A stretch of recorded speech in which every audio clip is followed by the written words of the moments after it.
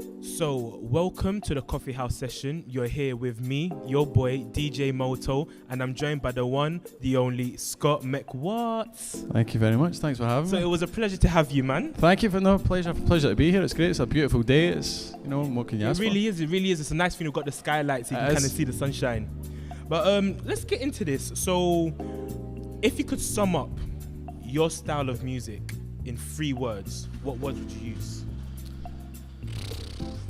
I always think that's a hard question. I can't ever define what my music is. My music is 3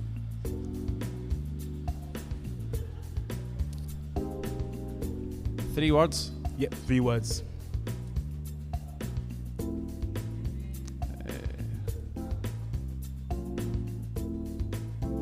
I know it's a hard one. Can I have like little half words, like an and in there? You know what? I'll give you that. Yeah. I'll give you that. Okay. So, my music, or my experiences and influences. So that's all my music is. It's I don't want to try and capture it in something totally different, but it essentially just captures my experiences and my influences. So the 2 main things that you have from music, your influences and your experiences.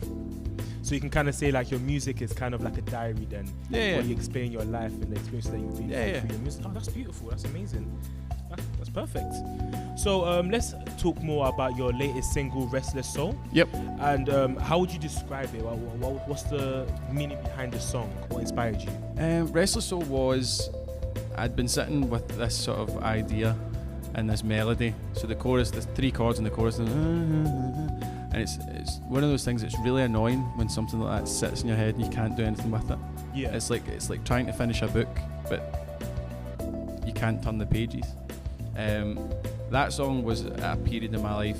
It's about a period in my life when things were changing, and I was wanting to just leave a place I was in, physically and emotionally and psychologically, and it was just about getting out and just letting this restless soul find somewhere to be, like to find somewhere where I'm happy being just me in every sense of what I've just said. So that for me sort of captured the lyrics. I've been heading down all these different roads. Nothing's really worked.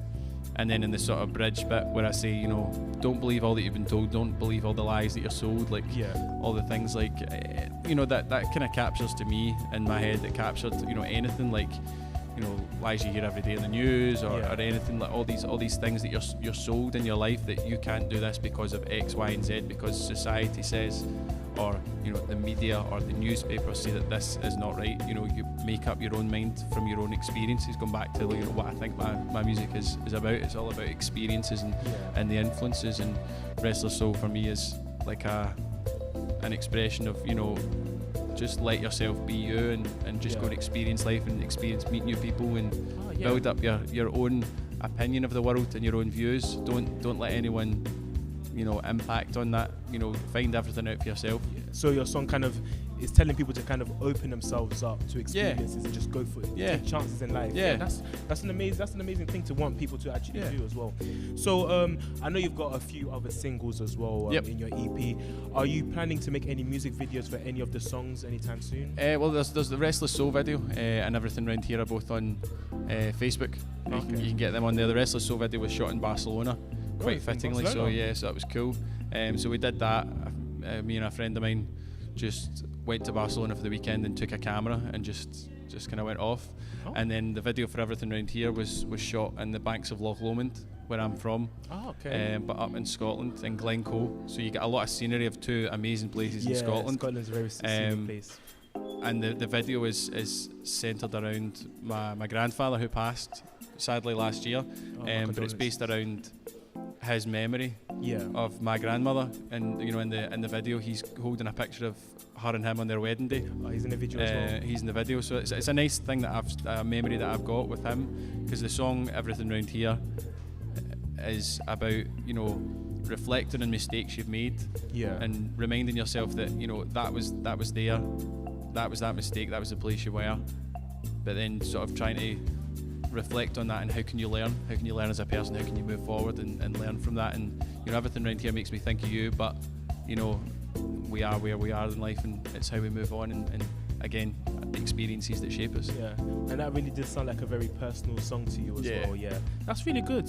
So I know you've just performed at Bradford. How's your coffee house tour going so far? How's it been? Yeah, it's been really cool. You see an eclectic number of universities with like difference in sizes, and an amazing number of towns. A lot of towns in England that I'd never heard of before. Well, not even, I'd heard of most of them, but I'd never actually been to.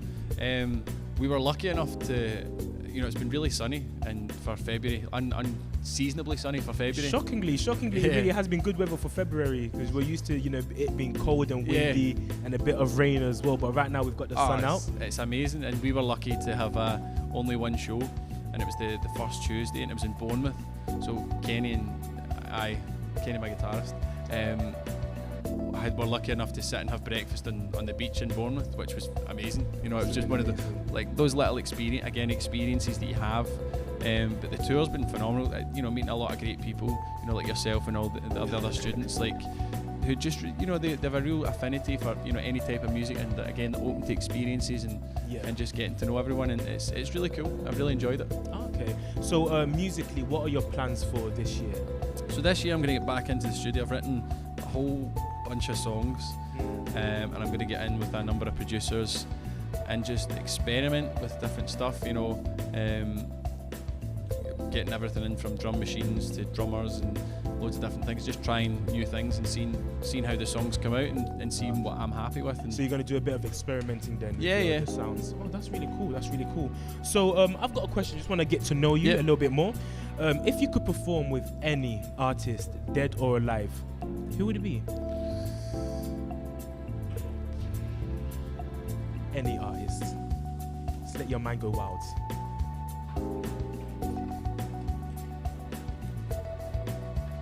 Or even a band. Can I have two? Can I have one female or one male? Yeah, I'll give you that. Yeah. So, female would be Dolly Parton. Yeah. Male, Sam Cooke. Sam Cooke and Dolly Parton. Okay, so it's Dolly Parton. So you really kind of want that kind of little country. I'd love that. vibe. I'd love to have a country duet. I don't think you've done a proper duet till you've done a duet with Dolly Parton. Okay. Have you ever performed any kind of country style kind of music? Do you have I do. Well, that's the thing. We were in Bristol. Yeah. And the interviewer in Bristol would have classified me as a bit more country. So it's weird everybody's take on it, and that's why I don't like to sort of pigeonhole myself in a style and describe myself in a style more individual to me and the experiences that I have, rather than just sort of pigeonholing.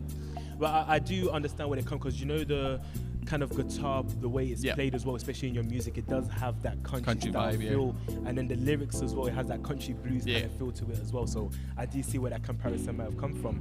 So right now, I'm gonna ask you to pick from a number between 1 and 10, and then it correlates to a question that I'm gonna ask you. So pick a random number between 1 and 10. 2.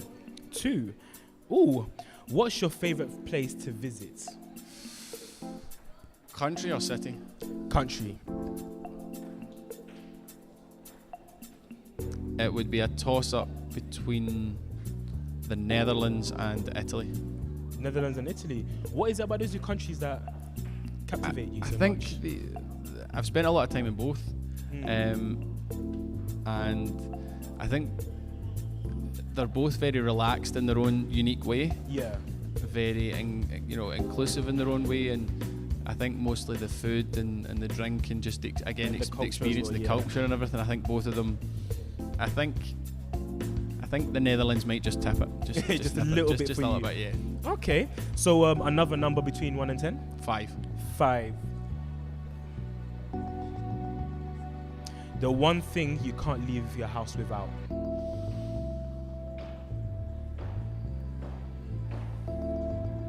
The one item that you own, you can never see yourself without. Plectrum. Your guitar pick. Is there a specific story behind it? No, it's just I never leave the house without one, because you never know where you'll be, where you might need one. So I was thinking, because there's always a situation where I've been in situations where you don't have one and you go, oh, I wish I had a guitar pick. Okay, fair enough. That's actually a good choice as well, especially for a musician. It's the perfect choice. So one more, 1 to 10. 8. Number 8. What is your favorite pet? Scratch that question. We'll go for 7. All right, let's go for 7. Place you'd most like to visit and what that you haven't been. So that one place that's running through your mind that you just never had the chance to go. Boston, Massachusetts. Where? Boston, Massachusetts. Boston, Massachusetts. Boston, Massachusetts. Why? I'm a massive Boston Red Sox fan, so I went to go to Fenway Park and see a ball game. Okay. When did you get into that sport? I've always kind of had an affinity for baseball. It was only I started sort of in the last couple of years, and I was in Las Vegas for my partner's sister's wedding, and there was it's the height of summer, so baseball was on, so I was really getting into it and just captivated. And then I bought myself a baseball and a glove, and you just gradually it just becomes this therapeutic thing that I do sort of all the time, just throwing the ball about with a glove. It's just, I've even get Kenny into it on tour. He's been like, I'm getting myself a glove. So you got yourself into the fever now. You're spreading it around as well. That's the way you're supposed to do it. So that was the last of the questions. I've got my own personal one quickly. Do you do many covers at all, or are you more of just an original songs kind of guy? I like to always do my own songs, but I always like to include covers, because I think when you include covers, you give either an insight into your influences, and you maybe sort of can captivate the audience in a different way. I think people who just stick to their own songs, you could lose people because they kind of go, oh well, I don't really know. But if you give someone something that they know initially, then they go, all right, okay. I didn't think that person would like that kind of song. I do a lot of, I'm pretty much gigging all the time. I think in the last sort of few years, I've been doing on average about 300 gigs a year. Oh, so okay. That's a big number there. Yeah, because sometimes I do like 3 in a day, depending on where I am. So, but I think it's important to encompass, because I think you develop as a musician for both. From a songwriting perspective, the more covers you do, the more insight you have into the structures, and again, it's about honing the craft. If I was to make a recommendation for you, I feel you should do a cover of Ed Sheeran, I See Fire. Have you heard that song before? Yeah. I would love to see you put your own little twist to that, because once I was watching you perform, that song was just running through my head. Like, I would love to hear you sing or perform that song. Well, I'll take that challenge. So if you ever do, keep me in mind. I will. DJ Moto. I'll say this. I'll put it online. I'll say this is for DJ Moto. Bradford University. Thank you. So once again, Sam Watts, thanks for having you. Thank you very much. Thank you. Thanks.